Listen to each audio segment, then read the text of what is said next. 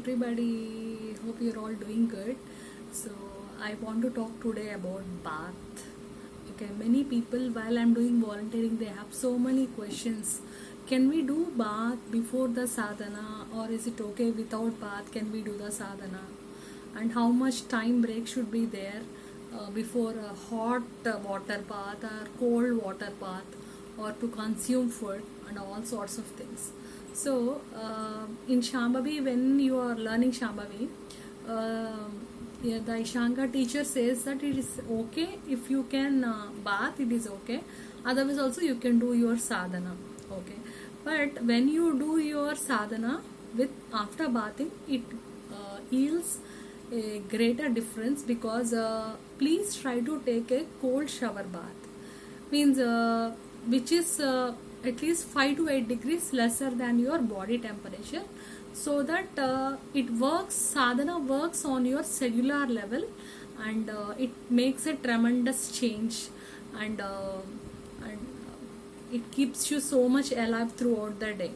Okay, so for that Shambhavi you can do like that. And when you are doing any Hatha Yoga sessions like that, both Shambhavi and Hatha Yoga, if you want to do, you can do your, because the preparatory asanas are same, you can do the preparatory asana, do your Hatha Yoga practices, then go for Shambhavi. Okay, so let us assume that you had your bath and you lit a small deepam, a fire element supporting near your puja place at Sadguru or any photo in a place where you are doing your sadhana, and then you are sitting with your mat and started your sadhana. Okay, so you can do your Hatha Yoga as I said, and you finish your sadhana. So before doing sadhana also, it is best to consume the neem and turmeric balls in the morning, first thing in the morning, because it will clean your colon completely, and that is a very best, it's like a pesticide, right? Neem, so it aggravates your ojas in the body. So there is no other name in English, its only name is ojas. So you try to consume neem and turmeric with mild laced honey and little warm water. If you can't make the balls, you can just add little pinch of that and this, and with honey and with little warm water, and then you can sit and don't consume water throughout your sadhana, because your body is getting heated up. So when you take the water, again it becomes low. Again, it's very difficult to again warm it up. So just don't do this one. Don't do this mistake.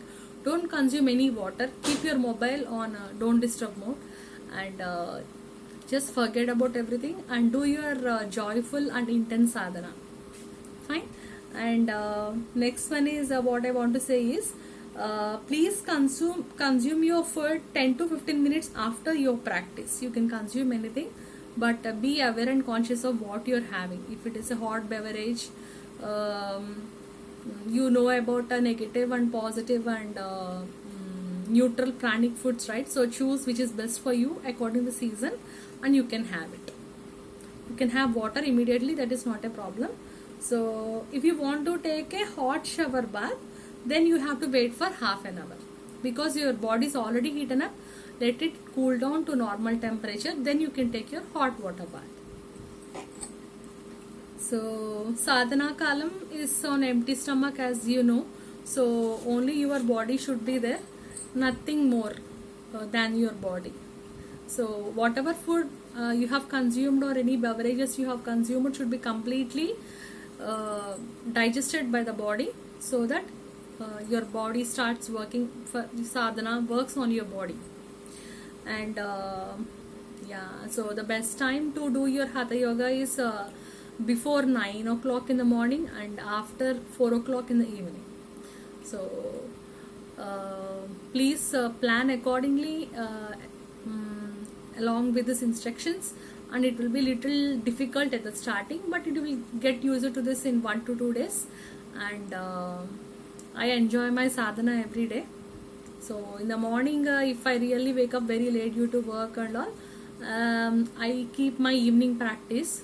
So you can choose like a if you're already initiated into the Bhuta Shuddhi, next you can do your Hatha Yoga practices. If you're initiated into that, then you can do your Shambhavi.